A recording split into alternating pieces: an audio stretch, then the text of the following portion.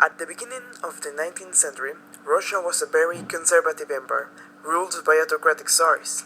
The event that marked the start of the change was Napoleon's invasion on the country. Russia's ruler during the war was Alexander I. The war lasted months, and in the end, the Russian army chased the French back to their country, thus ending the Napoleonic Wars.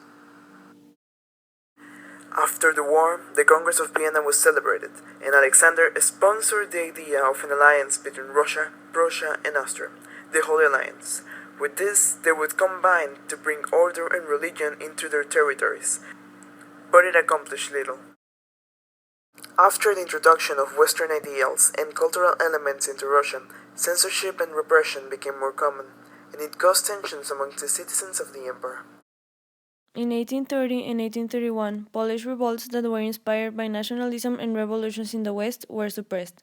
All of this repression caused Russia to fall behind Western countries in terms of industrialization and technology, so Russia remained an agricultural and idle society. In 1854, Russia said it had the obligation to protect Christian interests in the Holy Land. Britain worried Russia was gaining too much power, and France sought diplomatic glory, so they declared war against Russia. This war is known as the Crimean War. Western countries won thanks to industrial advantage. The war made Russian leaders realize that reforms were needed.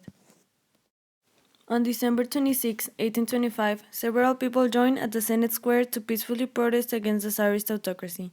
They showed liberal values and sought reform. The Tsar, Nicholas I, ordered to open fire against them.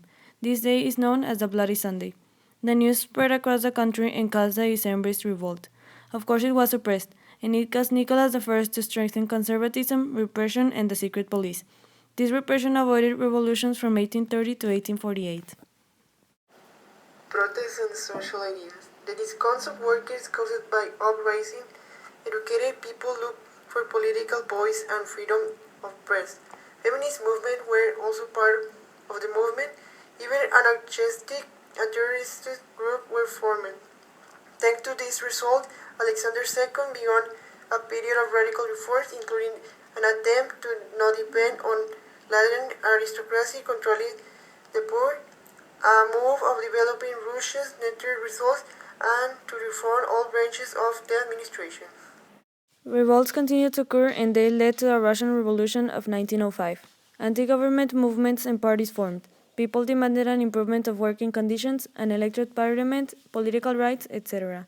To calm the revolts, Nicholas had to issue the October Manifesto.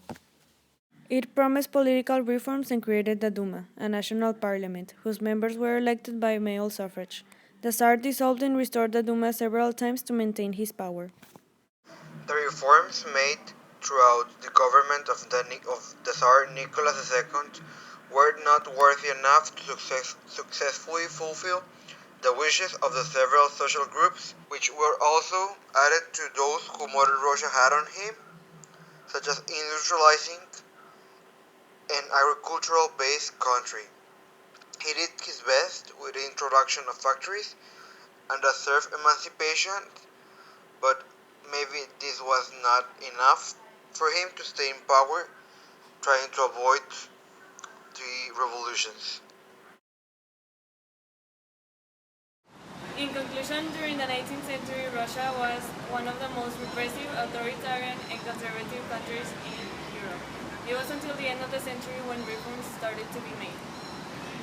Industrialization wasn't a great deal in Russia, but it started to emerge during the middle of the century.